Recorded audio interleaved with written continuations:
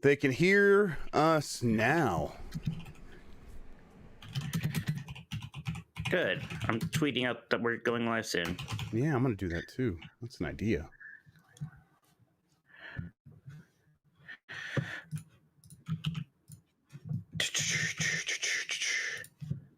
Hi, everybody. So someone complained that I had that Subway cup last time. So I went to Arby's before this to get lunch, and this is what I got. I don't know what the hell is happening. This is a plain cup. I almost wanted to ask. First off, it's really big. Like, this is not how big their lunches usually are. That looks like they went to Costco because they ran out of cups. That's what I think that's what happened. But yes, I think you're right. But I promise you guys, I went to Arby's. This is halfway filled with Coke Zero before they ruin it forever. Every time I go to the grocery store now, it's like a doom patrol. I'm like looking to see if it's still the old Coke Zero or not. And then like what it is, I get some more. I have a stockpile going now. It's getting unhealthy. No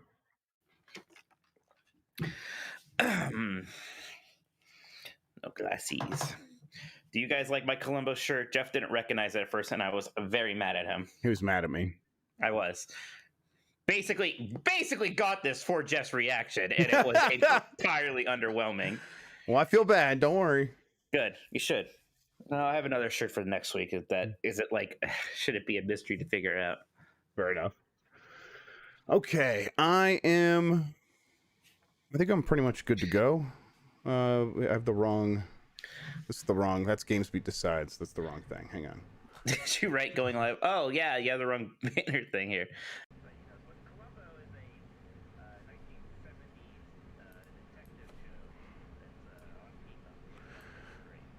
You know, it's like there was episodes in the 2000s. They kept doing that show for forever.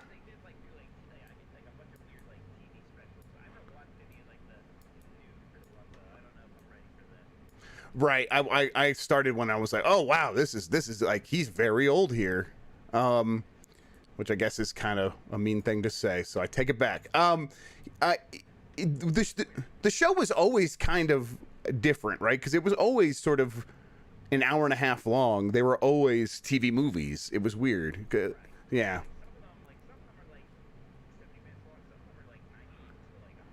Right.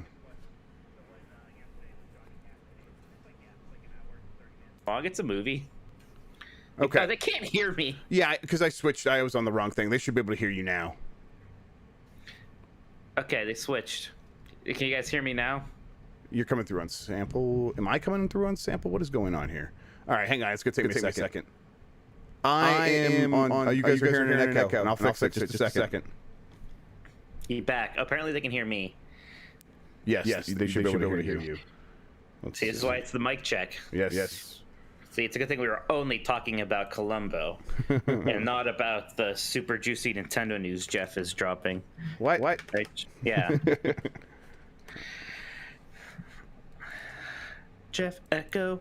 Yo, get caught up in the Jeff Echo. You might have a small echo too. Do I have a small echo, guys? Do I have the smallest echo ever? Tell me how small my echo is. I'm into that. Okay. Well, here we go, everybody. Tell me. Yeah, I'll get caught up in the small echo. All right, test. Thank you. Yeah. Final Fantasy 7 still looks great. Yeah. Test. Okay. Remake's great. Original game's great. No echo. And like when Mike talks, there's no echo too, right? Yes, they said there's never been an echo. Apparently, not even the small one. Oh, really? Well, apparently, I don't know. Maybe this thing was muted for them. Or maybe what's probably happened is like it's so in sync that it just amplified my voice. Let's check the. I really need to get rid of that World of Warcraft artwork up there. I got to go back. I have like a box of like some of my really old collectible crap. I have that Uncharted 3 special edition somewhere. Me? Start cheering I will place that work with now. Nathan Drake at some point here. Let's just get rid of him. A little weird with everything going on to be like, here's my World of Warcraft orc. Get removed. Look, we have a better view of Sonic now. Hey, you guys hear me? Start cheering now! How's that? Seems a little weird before. Rocketeer's really off on his own, doing his own thing. Hey, you guys hear me? My Start stomach's barking cheering at a kid. now! Look at that gut. Yeah, Damn, why was I let's get eating this over Arby's? with. Yeah. It's my Arby's baby. Okay. You can hear the Very music, good. Mike? No. Okay.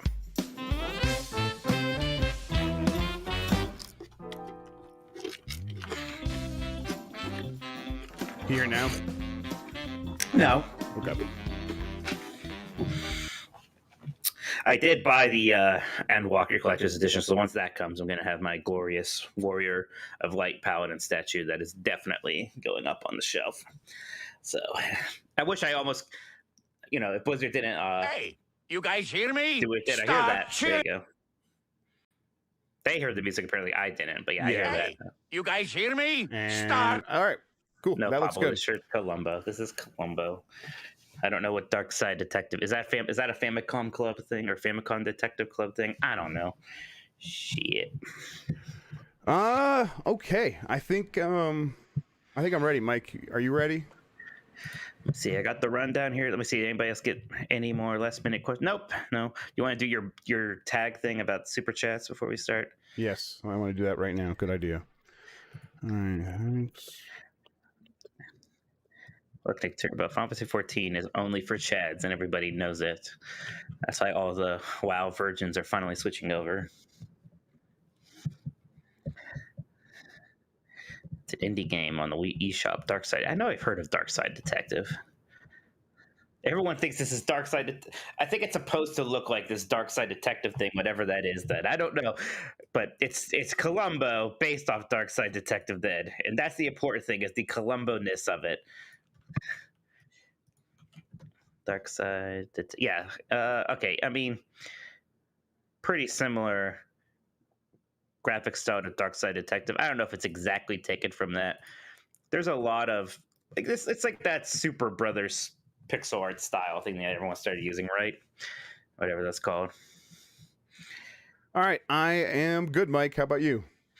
Yeah, I'm ready. Cool. I will do a countdown. I will hit start recording, and then I'm going to play the music, and it's all you. Okay. 5, 4, 3. Hey, you guys hear me? Start cheering now! Yeah, let's get this over with. Yeah.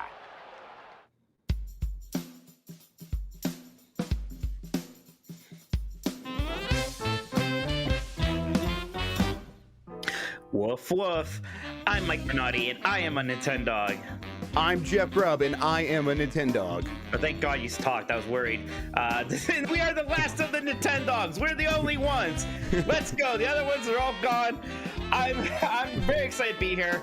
I was watching Jeff play Metroid Other M last night, and I jokingly was like, "You can't talk in the podcast tomorrow until I give you permission." Oh, yeah. And I'm glad you Okay. forgot about that. Yeah, I forgot about That's just going to be awkward if he actually does that. Today, we are talking about our favorite Wii games. We have an indie world tomorrow. There's a certain game I know a lot of people are hoping for. I'm going to ask Jeff if I should be expecting it or not, because I'm sure he has the answer. And yeah, there's a bunch of other random Nintendo bits and ends we're going to get to. Jeff, how you doing? I'm doing good. I'm on vacation, but I missed you so damn much, Mike. That's I right. had to come back and deal with this whole thing. We traveled over the weekend. I was like, you know what? I'm gonna play a game on this little vacation. Didn't get a chance to play any games, of course. It was all about like making the kids do stuff fun, which was really rewarding. But since I've gotten back, I've been messing around with some stuff. I've been playing a few things on PC, and then I did play some. I streamed some Metroid Other M, and I guess we could talk about that in the game section. But yeah, I'm feeling pretty good. I'm just kind of relaxing. Good. Well, I'm glad that you're back to work momentarily, at least, you bum. Well, hey, you listen, I can only go so long without doing something productive. Well, it turns out I actually can't do the show without Jeff. Can do the show without me. Both shows. I can't do it without him. I don't know how he broadcasts on YouTube. They're all his channels. Yeah, I need to come up with. I need to set that up so it's more possible for you to do it. It's not that hard. I'm just very lazy. So yeah. Yeah, we'll figure it out next time. All right, Jeff. So, do you want to get into some of the news happenings here? I do. I want to know what's going on. I've been paying some attention, but I've definitely missed some of this stuff. So tell me what's going on in news, Mike. Well, today, Nintendo announced that we're getting a new Indie World Showcase tomorrow on August 11th at 9 a.m. Pacific. Going to be about 20 minutes long. That's all we know about it. Jeff, I know, I think on GameSpeak Decides, I said that we would be getting one of these soon. Did. I know that wasn't the bravest prediction in the world, but I still want you to tell me that I'm good. I was thinking the same thing, actually, that you, like, we basically were spot on with this. Like, you said that, and I'm like, yeah, that sounds right to me. And you were like, an indie thing? And because I think I said a mini, and you said an indie, and I'm like, you know what? Yeah, that's probably right. And it turns out, exactly right. We're due for one of these. They do 2 a year. They do one in March around GDC time. In normal times, that's how it works. And then we get another one around this time. So yeah, I'm glad that we're kind of back on this schedule. And there's a lot of indie games that they can talk about. But I know there's the one that you want. I know. Right. Yes. And I brought it up last time. I bring it up every time. Everyone does. I have a story written about Silksong when they announced it that has been collecting dust for 2 years now, or not announced it. It's been announced. I played it at an E3 at some point. Jeff, are they going to talk about Silksong tomorrow? Yeah. Why? Well, yes. Let's just say yes. I have no idea, but I'll just say yes. I'm on vacation. Well, no one can hurt me. I'm just gonna not pay attention if this like creates headlines. It shouldn't, because I'm lying. Yeah, Jeff doesn't actually know everyone. To be clear, I definitely don't know. But it's definitely. It seems like we're due, right? But we were due the last several times. I feel like the last time we were like, why even do an indie direct if they can't talk about Silksong? And they did it anyways. And it's not like the world ended, so they could definitely get away with it again. But each time it's like, oh, come on, there must be something to show. Unless, like, the only thing I can think of is if they're really determined to do, because Hollow Knight, when it came out for Switch, was a surprise launch. Now that game had been out on other platforms, but at Switch, it was a surprise launch. So unless for some reason they're real adamant about just doing that for the actual launch this time. Now, again, now I'm really being like, now the cloud makeup is like really getting caked on. I'm asking if Hollow Knight Silksong's coming out tomorrow. But I don't know. Maybe that's a possibility. I mean, listen, the part of this is like when we don't know, it's okay to get a little bit, get your hopes up. And if things are a disappointment, then, oh, well, there's always next time. So, yeah, I don't mind you, like, getting excited and getting hopeful. It does feel like we should hear more about this game soon. But, if we don't, then, yeah, like I said, there's always next time. But, I always want to come out of these indies at least wanting to play 1 or 2 games, and they've always kind of succeeded at that. So if we don't get Silksong, I hope there's some other stuff. I don't think we're going to hear about Sports Story. I think they said that we would hear about that later. Maybe next year or something like that. I can't remember. But yeah, the last time they told us about it, like, oh, you won't be hearing about it right now, but soon. I guess maybe now is when we hear about it. But I don't know. I think these big ones that we've been waiting for a long time are just in a situation where the developers got really ambitious and made those games bigger and bigger and bigger than they ever thought possible, because their last games made a lot of money. So we might just still be in a holding pattern in terms of waiting to find out more information about them. I mean, would it be nice just to get an update, even if it's like, and here it's coming out like later next year or something like that? Yeah, I think at this point I do actually just want to see something about that game.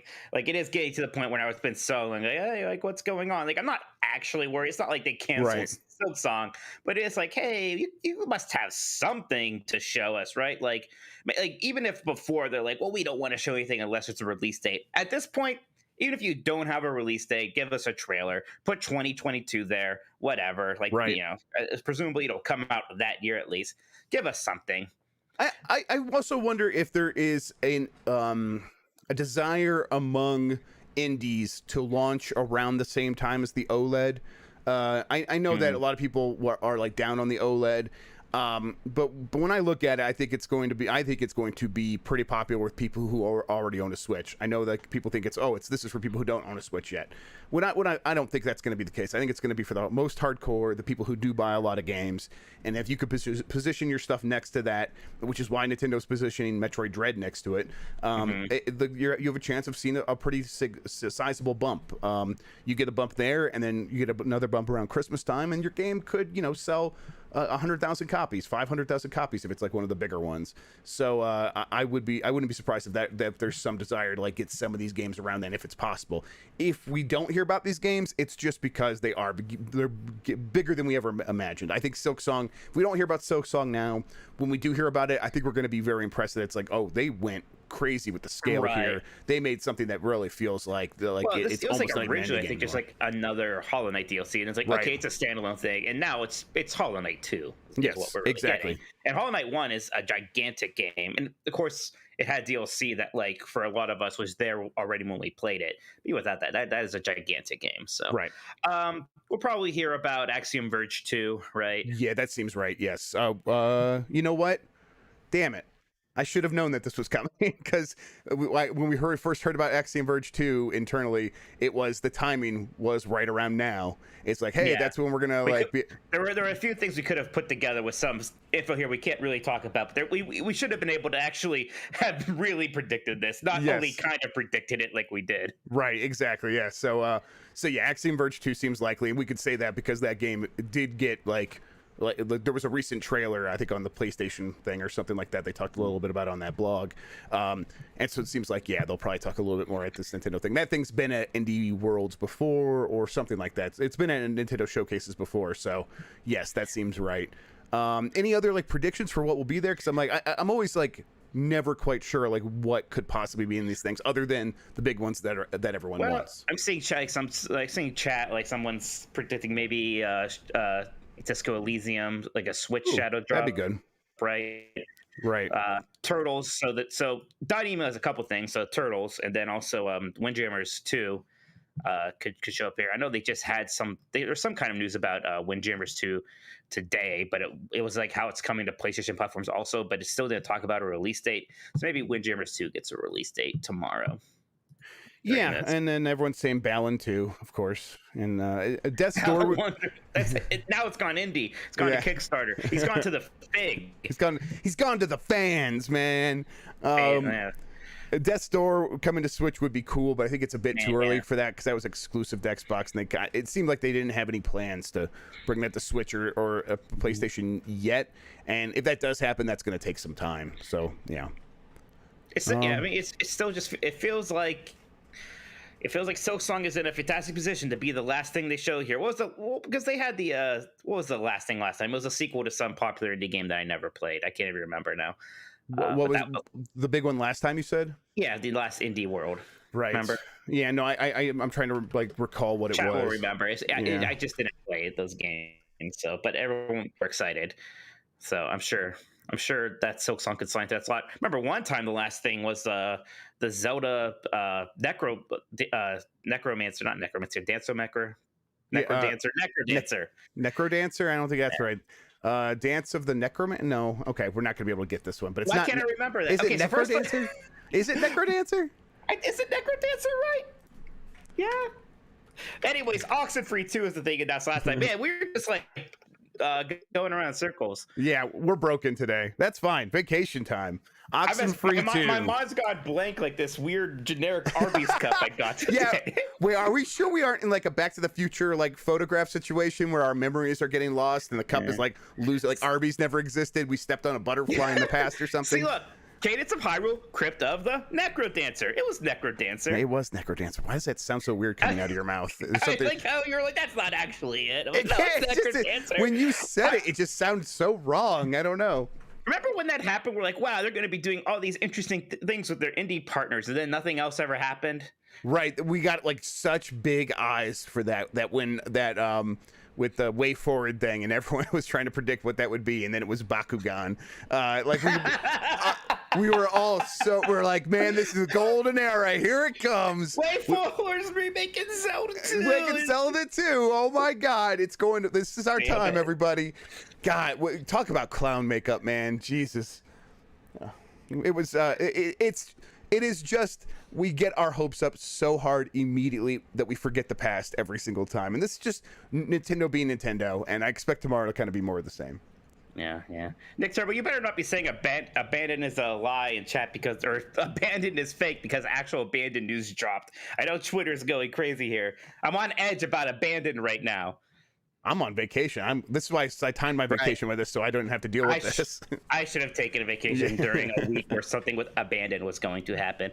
All right, moving on to other news here. So the Xenoblade, a Xenoblade voice actress implied that a new game is in the works.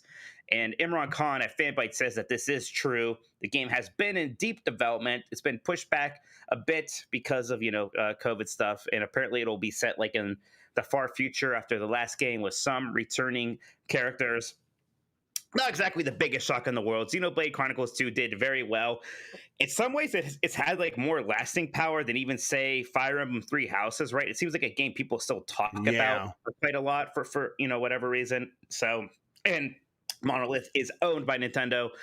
Of course, they were going to be making another one of these. The question was always like Xenoblade Chronicles 2 is slightly related to the first one, but very different. I feel like 3 is going to be more closely related to 2 than 2 was to 1. Jeff, you didn't play these games. Are you excited at all? Do you care? Does the sword have boobs? Oh, all the swords have boobs. Yeah. Okay. I'm gonna pass. All right, that's weird. Hey, you're in your poll. Is Silksong real? It's yes wins with 52%. No has 47%. 97 people voted. Thank you very much. Silksong is real. Then we have at least decided that we've accomplished something here today. This is a pretty big game. This is Xenoblade Chronicles stuff. I understand that. The way you talk about it, though, I'm happy to just skip them. I'm like, Mike can handle these. I think I would hate them. Yes, you would absolutely hate it. I think I hate it, and I liked it at the time. I have the weirdest relationship with Xenoblade Chronicles. Yeah, that's what I mean. Yeah, you play them, and you're playing them for a really long time because they're very long games. It's 85 hours long to beat Xenoblade Chronicles 2, and I played it, and I played the whole thing. I was having some fun with it, and then I immediately had to give it a score. I was 80, and then 2 months later, I'm like, wait, that game's bad. Yeah. Why did I do that? And I'm just not it's such a weird game. The combat is this bizarre, you have all these abilities, but the abilities themselves don't matter as much as just knowing the proper order to use things in and to switch between your blades. It has a gotcha mechanic, but it's not a game with microtransactions, but it still has a gotcha mechanic that's annoying and weird. The game just has mommy doms. You have mean mommy dom and nice mommy dom. There's also a sister dom, and you're a 14-year-old boy as the main character, and they're all maybe your girlfriends. I don't know. It's weird. It's a weird ass game. It looks nice. The music's incredible, but there's so many things about that game's weird. But there are people love this game, absolutely love it, and I don't begrudge them that. I kind of get it. Mike, I think I might begrudge him a little bit because. Nintendo doesn't Nintendo makes only so many games internally. It has a few teams, and then it works with its external partners to work on other stuff. And this is Monolith, and they're helping with Zelda Breath of the Wild 2, I'm sure. And then they're also doing this. And I think I would rather see them try something different.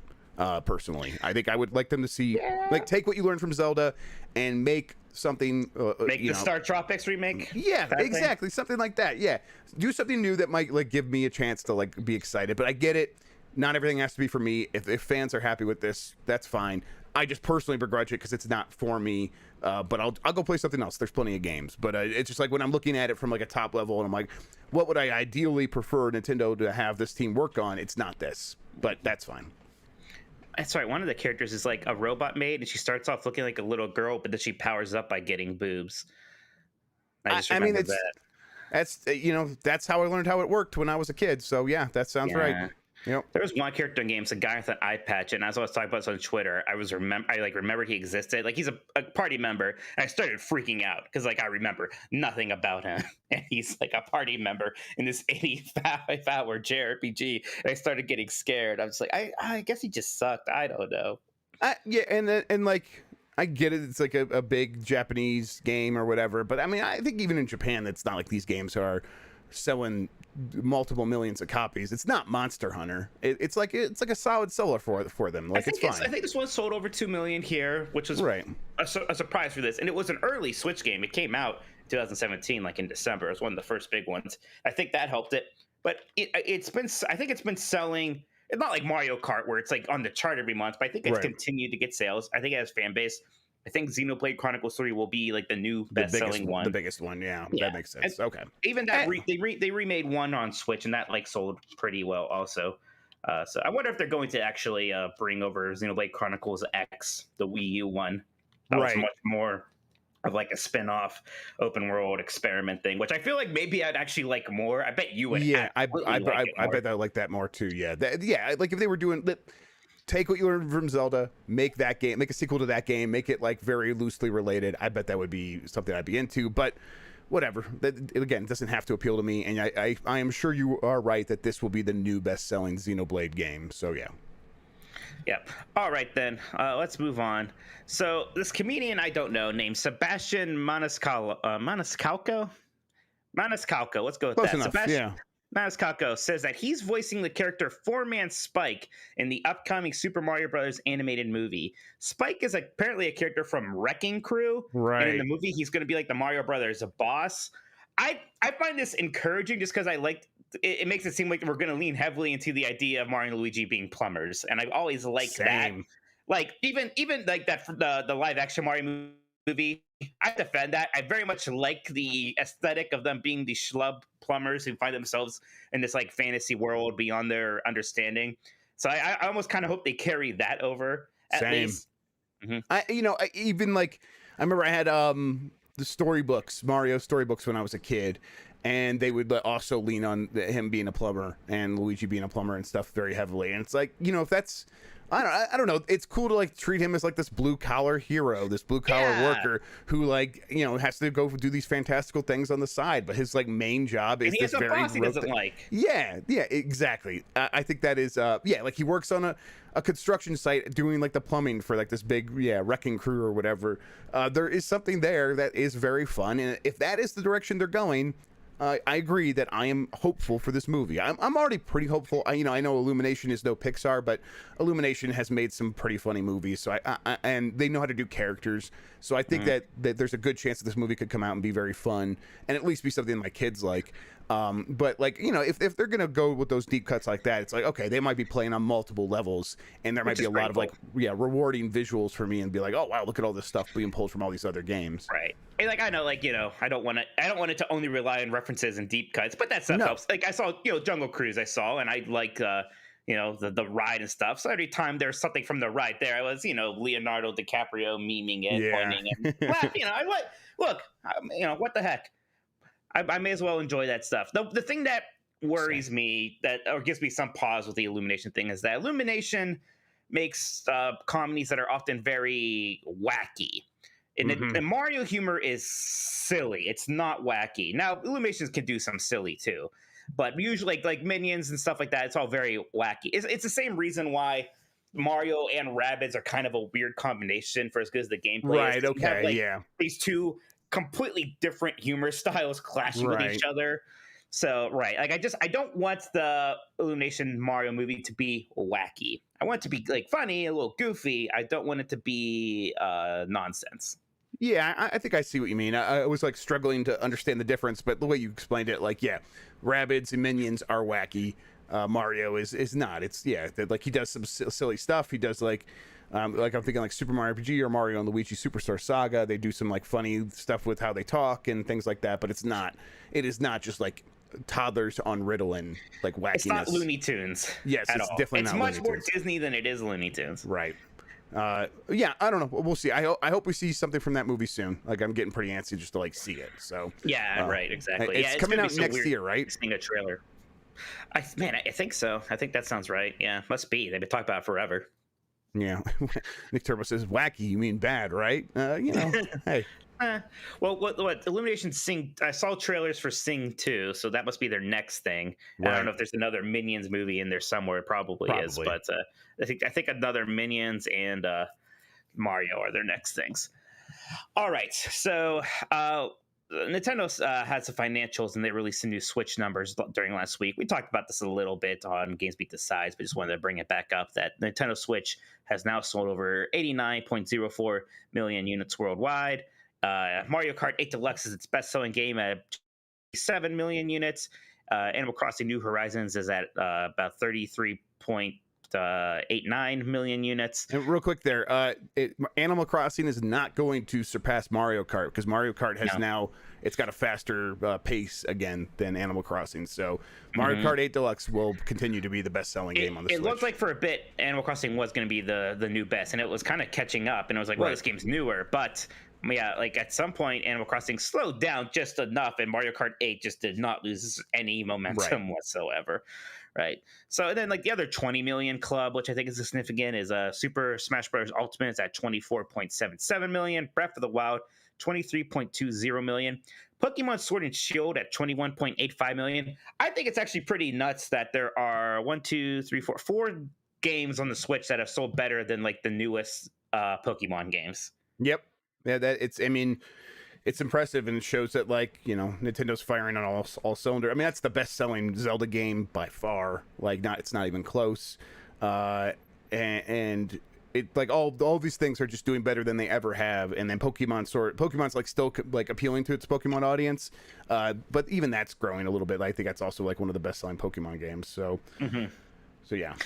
And then Mario Odyssey is the last one, the 20 million club at 21.40 million. Other interesting thing here, Super Mario 3D World plus Bowser's Theory has already sold 6.68 million. It's already outsold the Wii U version. So lots of pretty good news here for Nintendo. Switch is basically outpacing every console ever except for the original DS. Right, and we talked about that on GameSpeak Decides, where it's like, by this point in the DS's life, there had been, a few more revisions, and so let's see how it does after the OLED, and then let's see what happens next year if anything else comes out next year and helps goose those sales. I would imagine that stuff helps it get back on track with the DS, because it was keeping pace with the DS for quite some time, and now only just like this year has it started to fall behind the DS's pace. So, yeah, we'll see. Yeah, the revisions will help it pick up some slack. Yep. Pac-Man 99 got a free Mappy theme. I like what Namco's doing with Pac-Man 99, where they have these like themes that are just to other like classic Namco games. Like I think there's a Dig Dug one. I saw this, I smiled because for some reason Mappy was like one of those arcade NES games I had, and I would play that every now and again.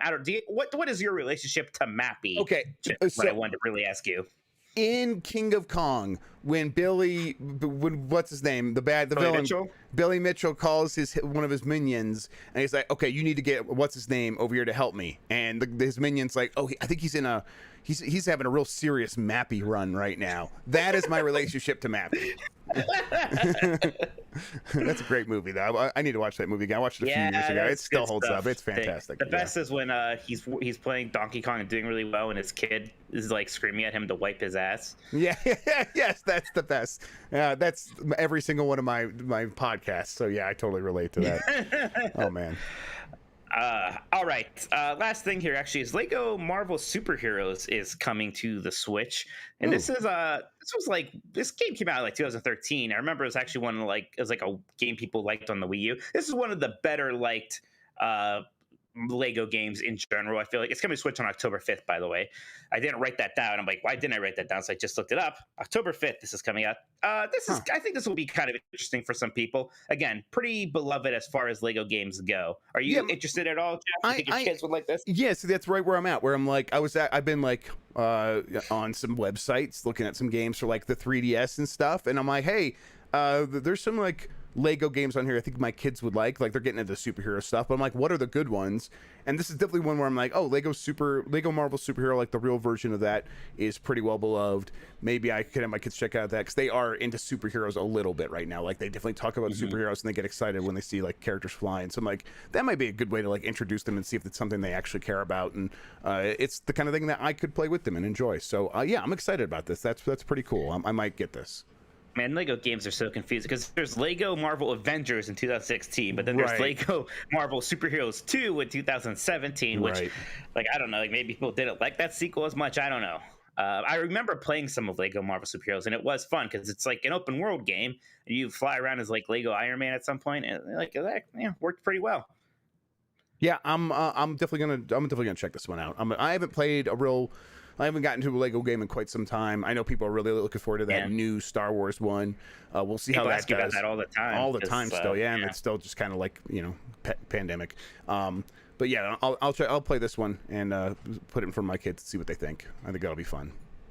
Awesome. All right, well, that's it for the news here, Jeff. Are you ready for some questions? Yeah, I am. Let me see here. So I think we just got a few. If anyone's got, okay, hang on. I think the viewer activity thing did not give it to me. So Well, I think, okay, how about, I got it right you here. good? You ready? Yes, I'm ready. So we got one from James Gold. I'm gonna call him Jimmy Gold. You said you wanted Star Fox Adventures back last week. While playing Skyward Sword, I realized Star Fox Adventures could fill the traditional 3D Zelda hole now. Yeah, I mean, I would almost be like, it would be cool if Monolith did that instead. I guess Xenoblade is probably more popular, probably would sell better. So Xenoblade, yeah, it is sad, but Xenoblade Chronicles 3 would probably make more money than new Star Fox would at this point. I get it, but I personally would like, another shot at that Star Fox Adventure. Like, just make it exactly like a traditional 3D Zelda game. That would be very cool. That would be a neat thing to have, and it'd be a good way to keep Star Fox relevant. It's like, keep these IPs relevant in any way you can, and that would be a good way to do that. Okay. From Jedi Moss 4, Nintendo Direct in September, was Splatoon 3 showing up? That's a question. I don't know, maybe. No, not before Metroid launches, not before the OLED launch, right? Yeah, probably not.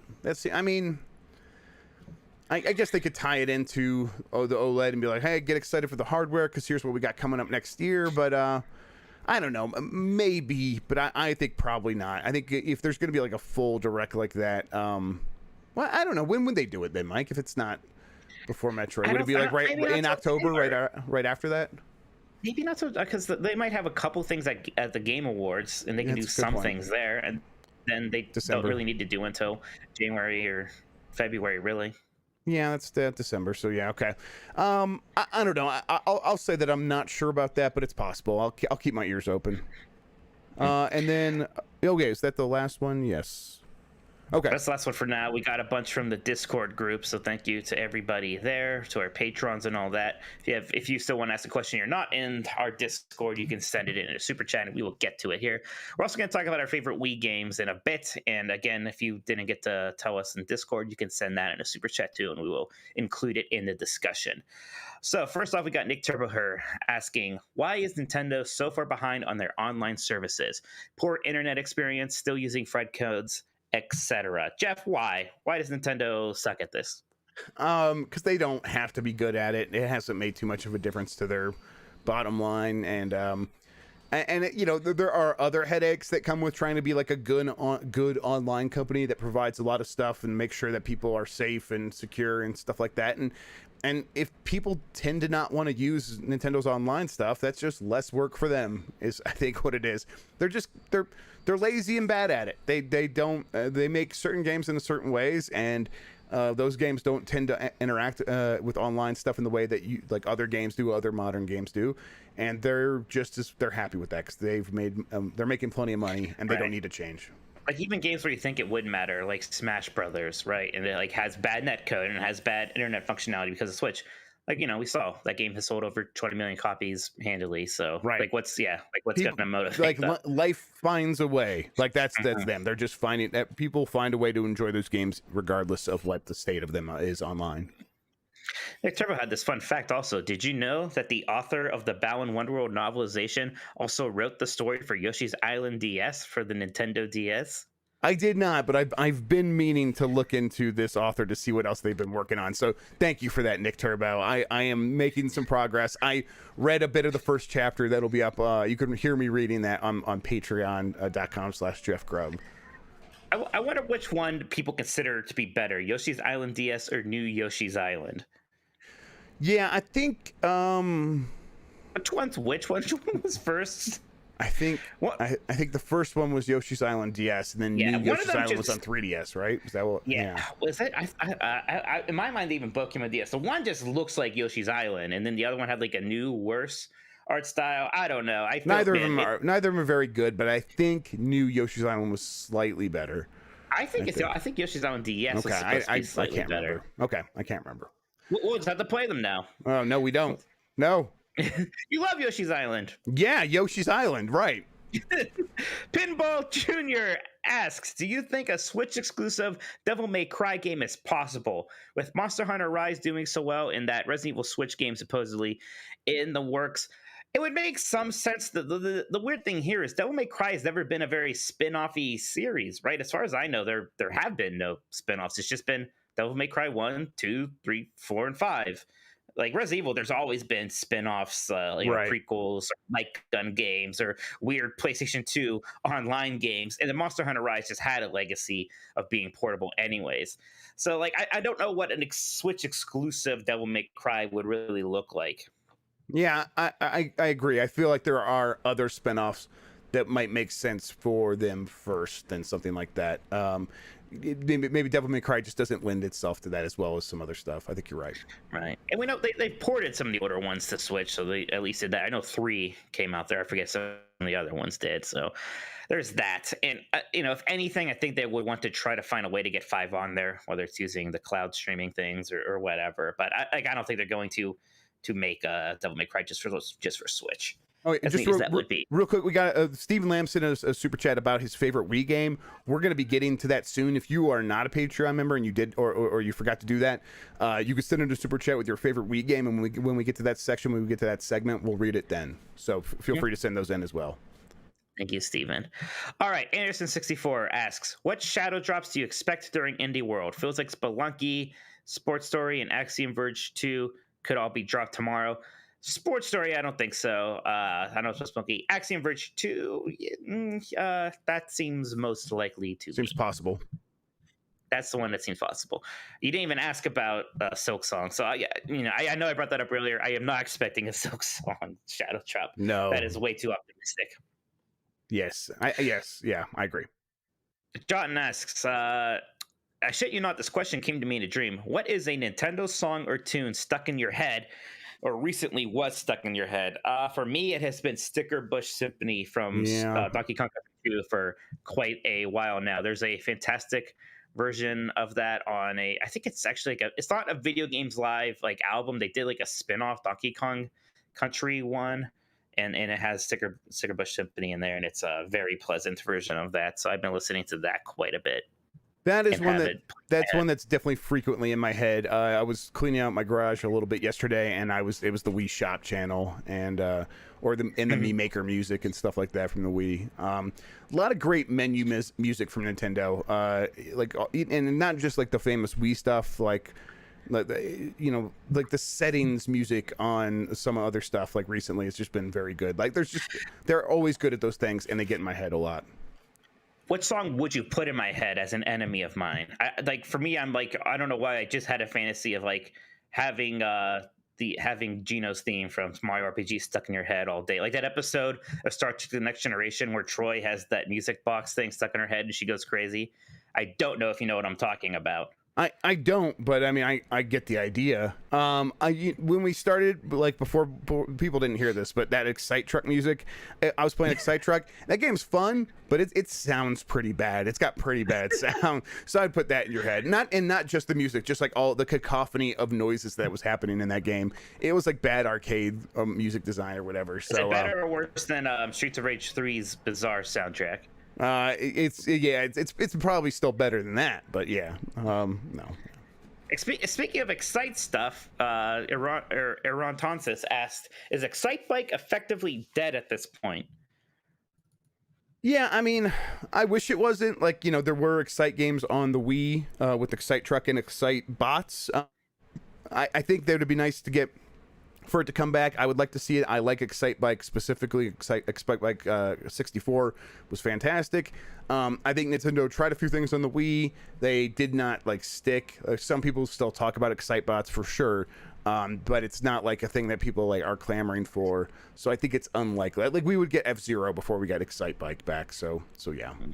That would be it. It would be cool if they re-released Excite Trucks and Excite Bots and gave them a bit of a remaster for Switch. Yeah, they would be great. Probably do way better on this platforms, really. Yes, I mean the motion controls would feel better for sure. But then give us actual controls, and that would be great too. Yeah.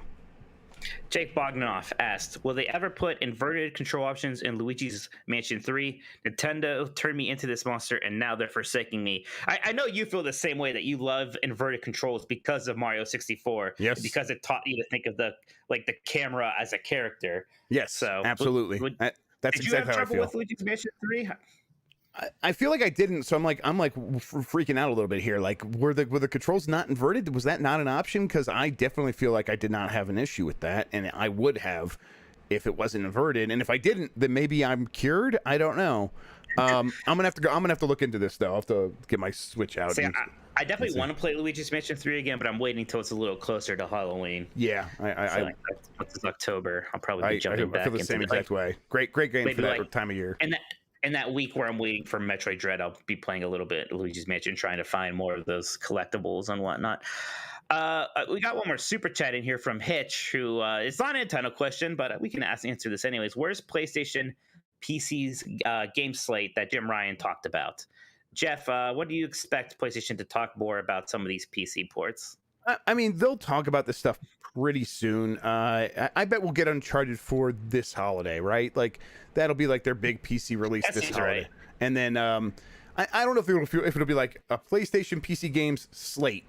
Like, I don't know if they're gonna like do a big like state of play for the PC, a state of PC. Like, they're probably not gonna do that. They'll do one at a time for now, and then as Nixie starts ramping up the speed, maybe we'll get a few more per year, and maybe at that point they'll start giving us a slate. But for now, it's gonna be like these one-offs, these big things that come out once a quarter or something like that, maybe once every 6 months. So I bet we'll hear about Uncharted 4 here maybe by the end of September, maybe at Gamescom Live. That seems like the kind of place that would make sense. Hitch also just asked, what are the chances of a Dragon Age Legendary Edition? So yeah, Mike brought this up on Twitter, and I was right there agreeing with him. And then I looked into it, and there are no current plans for this right now, Dragon Age Legendary Edition. But it's mostly like it's like a never say never situation. Like, it could happen.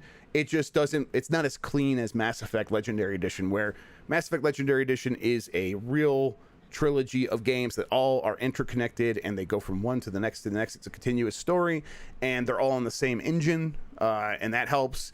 And Dragon's Age is like a little bit more spread out, not all on the same engine. So one, like not as interconnected, not as all equally liked. Exactly. So it's just a lot messier. So right now it seems still pretty unlikely, but that doesn't mean never.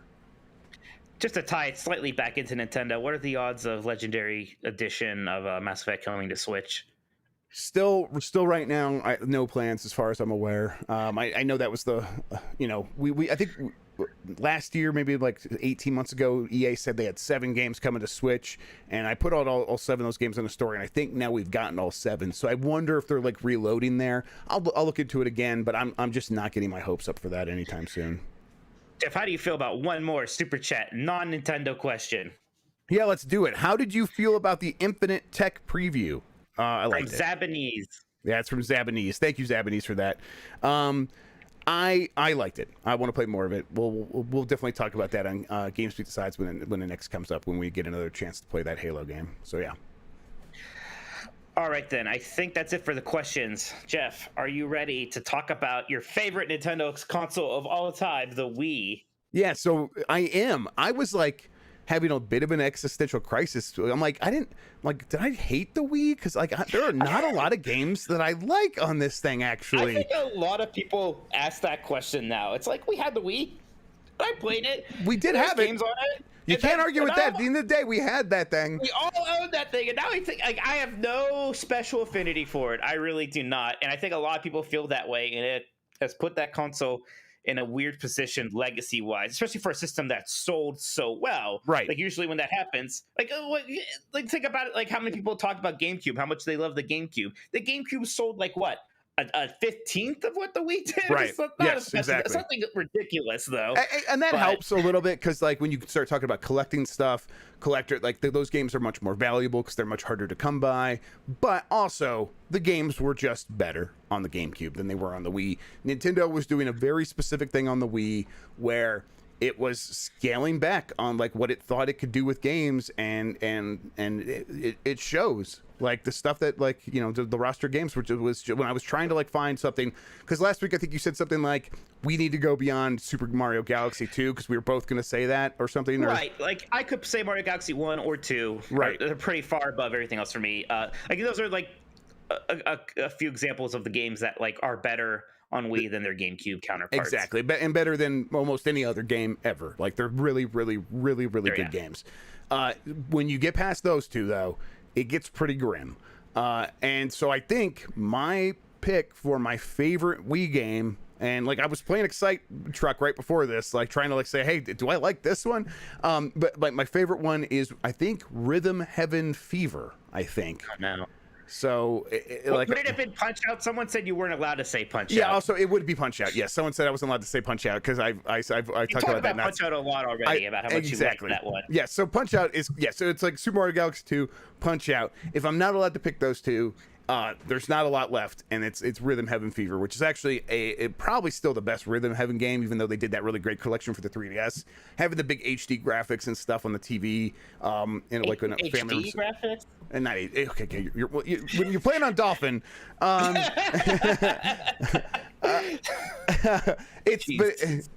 it's still a solid game. It like the playing with the Wiimote, they don't do a lot of motion stuff. I don't know if they do any motion stuff. It's mostly just hitting the A button and the B button, but it still feels cool to have like this baton thing, and it's like the real Wii music. It's the actual what Wii music should have been. And it's wow. it's the WarioWare team, so it's got those vibes, and the music is really good. And all the games are really interesting or funny or just kind of weird. So yeah, I still recommend people check that game out if they get a chance. But yeah, the Wii is a tough one. Wii Sports Resort's another one, but I kind of I know people are picking that one, so I kind of want to like leave it to them.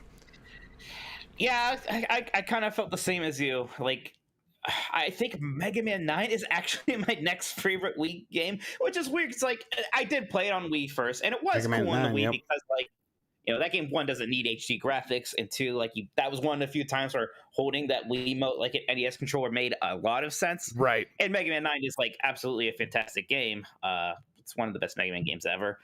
Then after that, there's weird things like Resident Evil 4, the Wii version is fantastic. I might even like that better than the GameCube version. So that's like a weird way for me to sneak that one in there. The same thing with the Metroid Prime trilogy was fantastic because hey, Metroid Prime's good, and now right. that worked out pretty well with the Wiimote.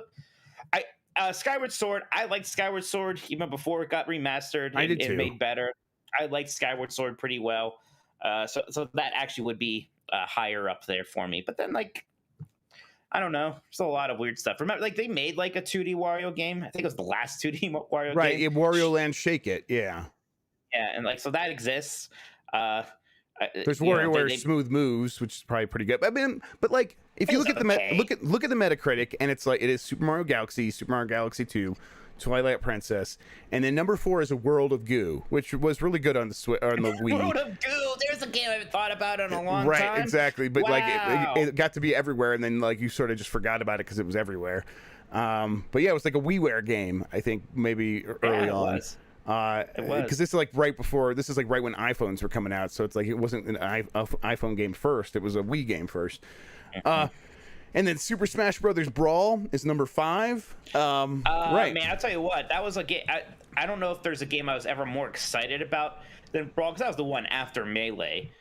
So I was so excited, and I had a lot of fun with it for a while just because of all the new characters, but then quickly realized, wow, this isn't as good as Melee. Mm-hmm. They made a lot of this is the game with tripping. This is the game where they literally added a mechanic where characters will randomly fall down.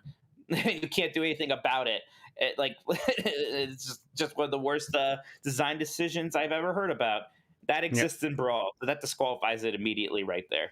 Yep. I feel like I could go through all these other ones, but we should probably get to some of the listener. What do you feel about Super Mario RPG? No, Super Paper Mario. That's what it's called. What do you feel about that one specifically? I think it's a little bit unfairly maligned. I think I like it a little bit more than most people, but even then, I didn't play it. My wife played it, and she really liked it, and I watched her play most of it. So, I played it a little bit, but I enjoyed watching her play it, and she liked it a lot. So, but.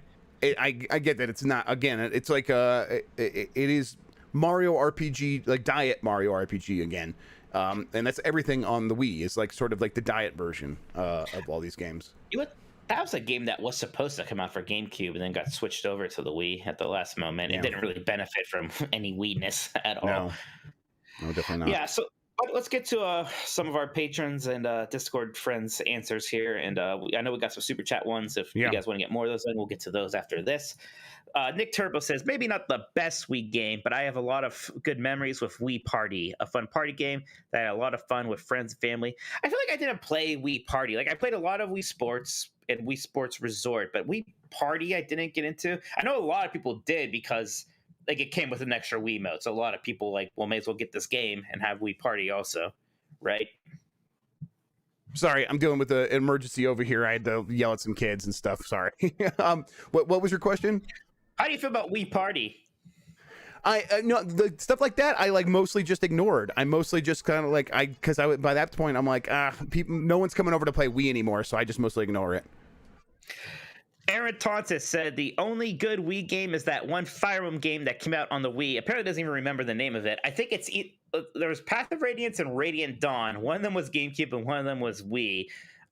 Someone here yeah, it's Radiant Dawn. Someone here in the super chat, Jeremy G says Fire Emblem Radiant Dawn is his favorite. It doesn't even use any motion controls. Get it out of purgatory. Kind of Wii does feel like purgatory a little bit, yeah. I do mean to play both of these. I think I talked about this on the GameCube one. Like it bothers me that we had that awesome like pixel art and animation on the Game Boy Advance ones, and then we have like these kind of ugly 3D models here. But it's still Fire Emblem. Aaron Thompson did continue. The other games had bad motion controls that borderline ruined them, including Mario Galaxy 1 and 2.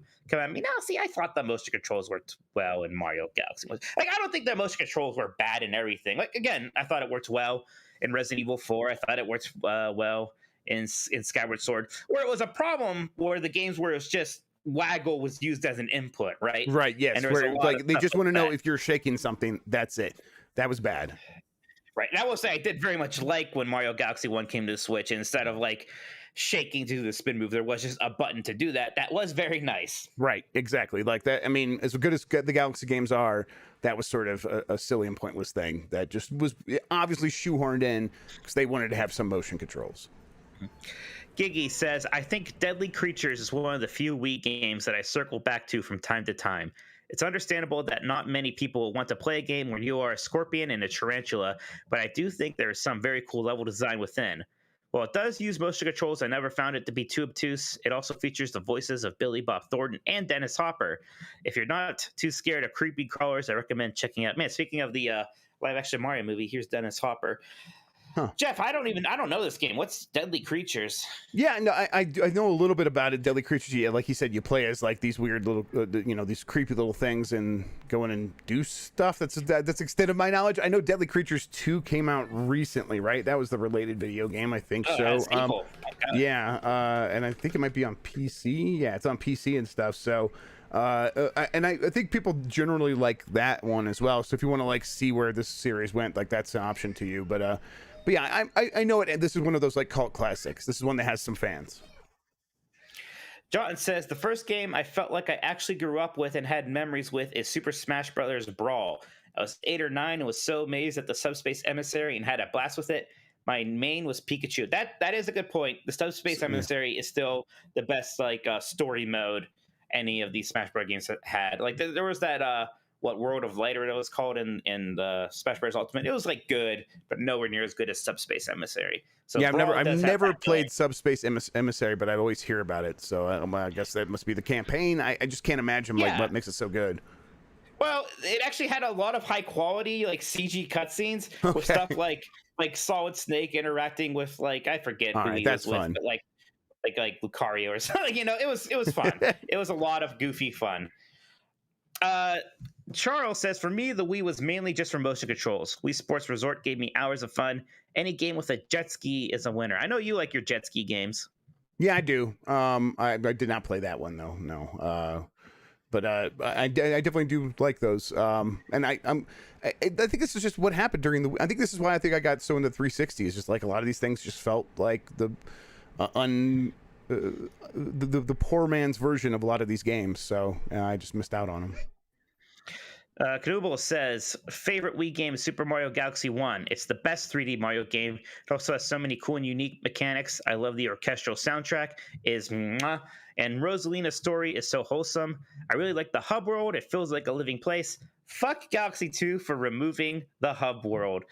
Let's get into that, Jeff. Are you Team Galaxy 1 or Team Galaxy 2?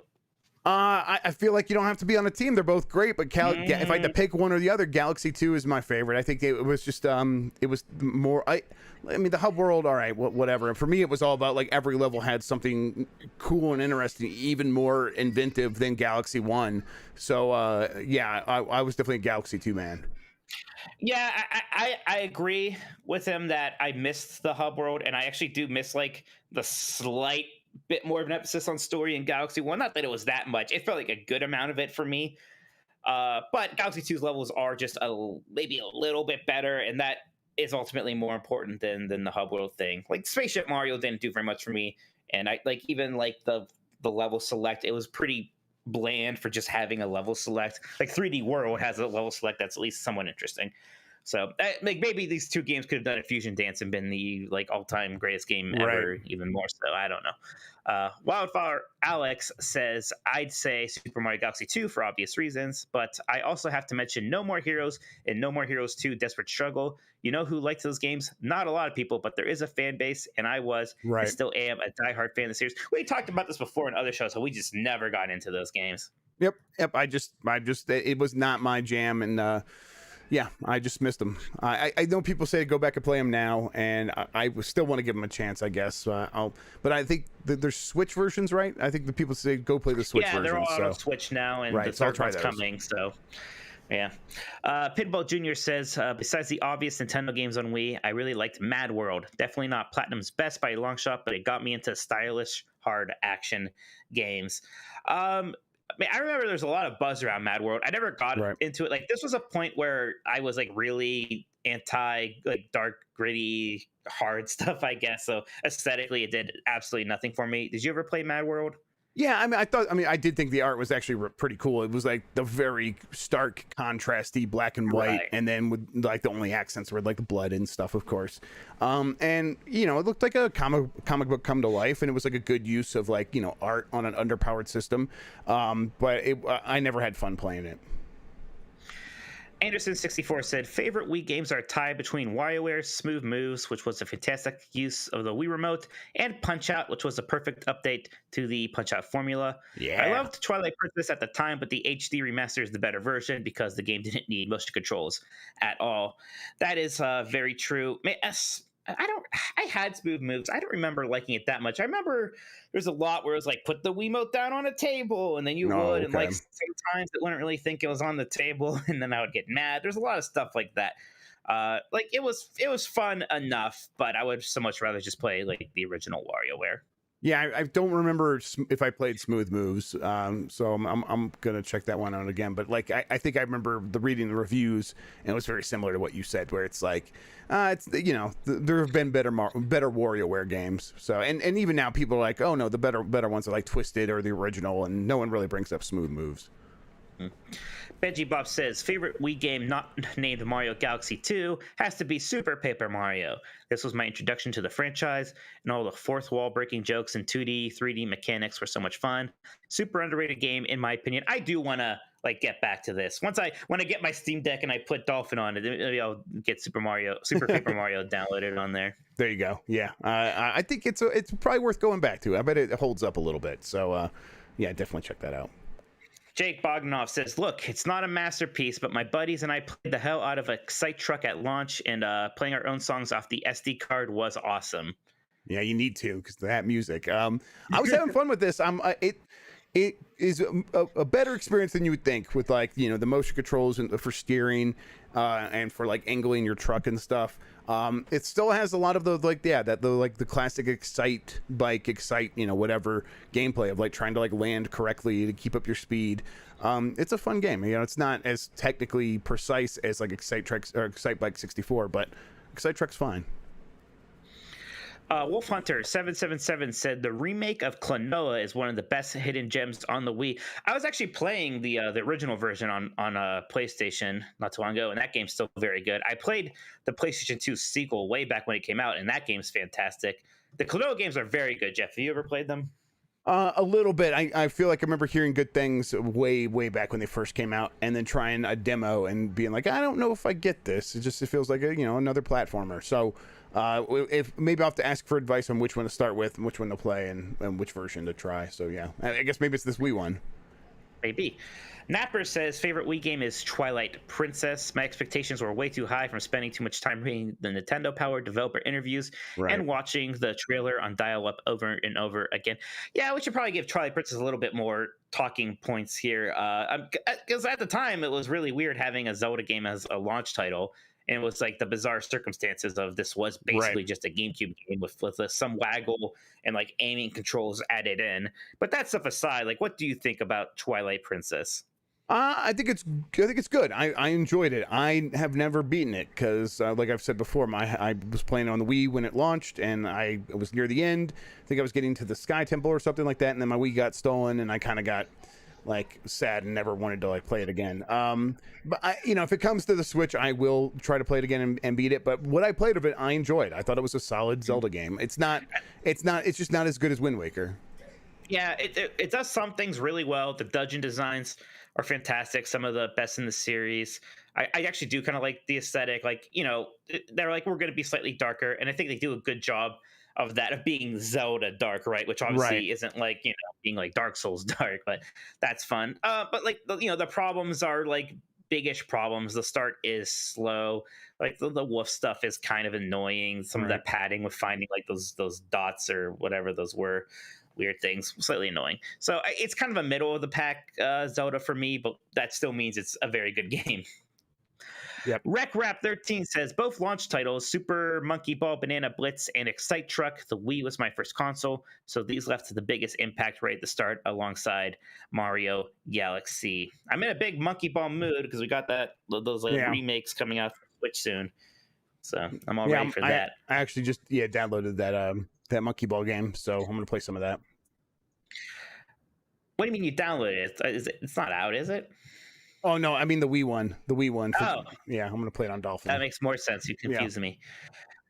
Mogos87 said Red Steel 2. It's a super fun game that's a great improvement from the original. It was a great example of how to properly use motion controls.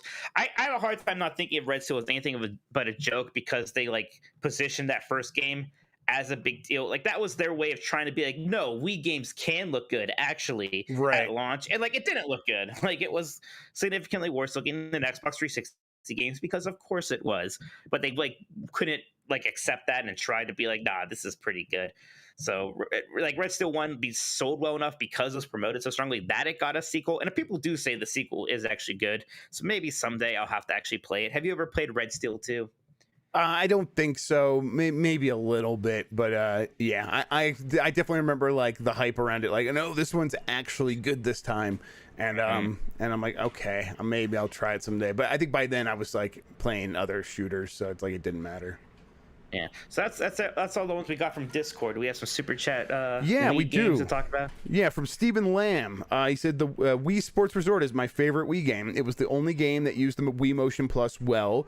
Ping pong, and basketball 3-point challenge were great, and I agree with all of that. I think Wii Sports Resort is fantastic. Still to this day, it is like, if I get out to the Wii to play with the family, that is the one I would want to like get everyone to play because it really holds up.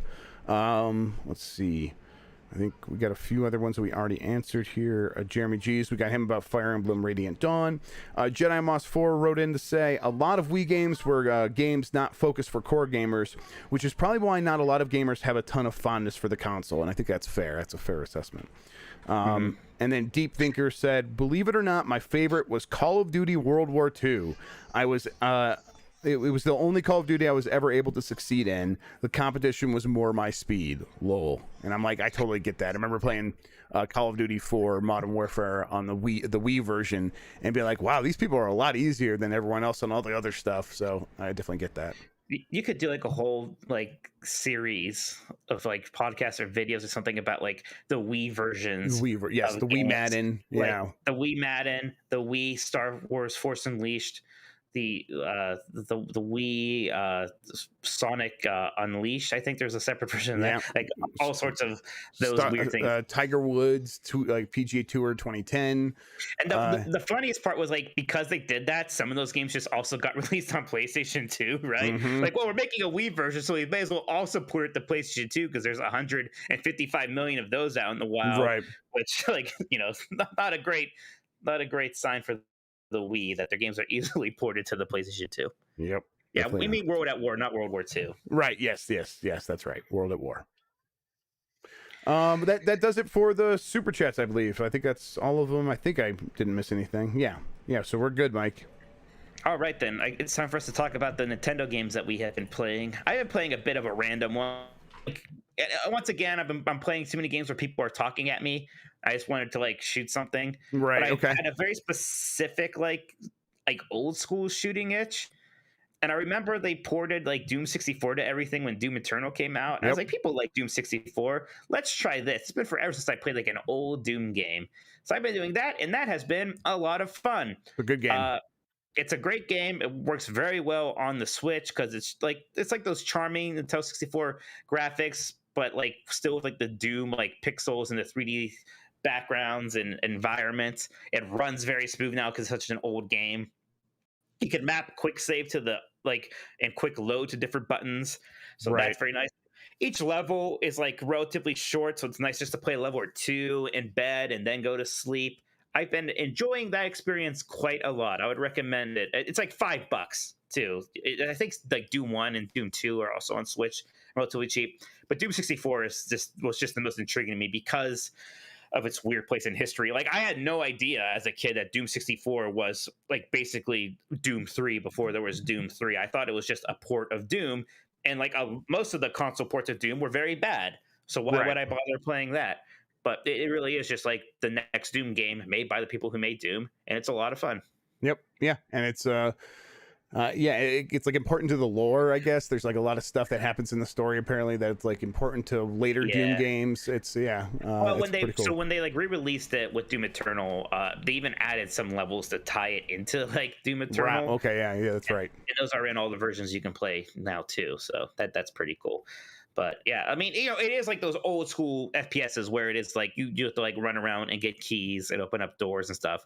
And it's because each level is relatively small, it's not that annoying or anything. There are sometimes where it's you push a switch, okay, what did that do? Then you go back to the other side of the room and you find out this lever moves somewhere, right? So it's a little annoying, but it's not very hard. It's slightly unintuitive. It's not like you're going to get stuck or you're going to need a guide, at least so far for me. Yeah, I've just been playing Metroid Other M. It's still kind of okay. It's still fine. It seems like you were turning on the game a bit while I wasn't watching you. Yeah. Without my careful gaze, you thought it was time to start hating Metroid Other M more fully. Yeah, it's got some issues where, Metroid has always been a series about going back and forth between areas.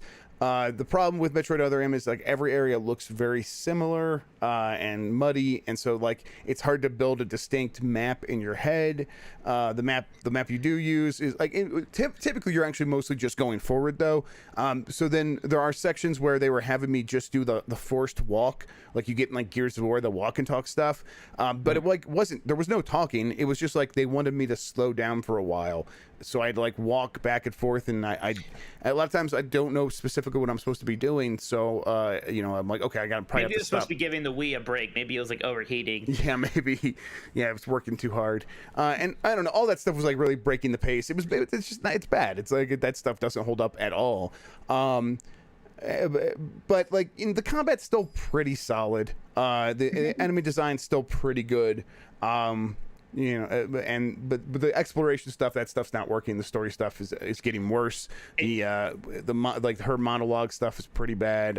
It's pretty stupid. And you came across the most egregious example, the most egregious part of the whole you get permission to use your upgrades. And you said, you get why they're trying to do that, because it was a thing at this point, Samus loses her upgrades in every game, has to get them again, and that's a problem we need to fix. So we'll do this instead. But there is that you're going through the lava sections and you don't use your Various suit, not because you don't have it, but because the guy didn't tell you can. And if you want to, you could just stand in this massive heat until you slowly die. Yep. And Samus will just be I guess I'm gonna die then. Because I can't turn on my Various suit. And there's no defending that. It is insanely stupid. And you go through 4 of these sections before Adam finally hey, why don't you use your Various suit? That'll protect you against heat. You have my permission. It's thanks, fuck you. All right, I have to go take a kid to the potty, Mike.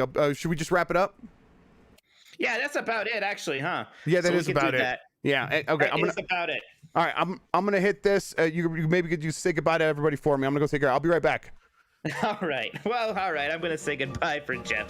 That's pretty good, though, actually. Not in the middle of the episode. Thanks for listening to Last of the Nintendogs, everybody.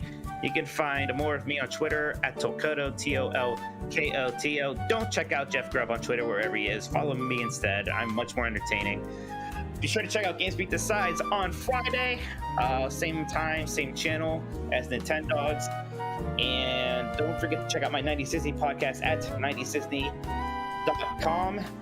That's going to do it. Jeff will be back. He's still on vacation a bit longer, but he's going to do the show on Friday. So we will both see you then. Take care, everyone.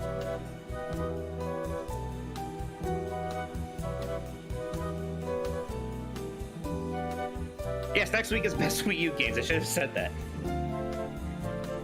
Man, I'm trying to think already. Discord.gg/Game Mess. Yeah, come hang out with us. I'm back. Patreon. Wii U, the only system even better than the Wii.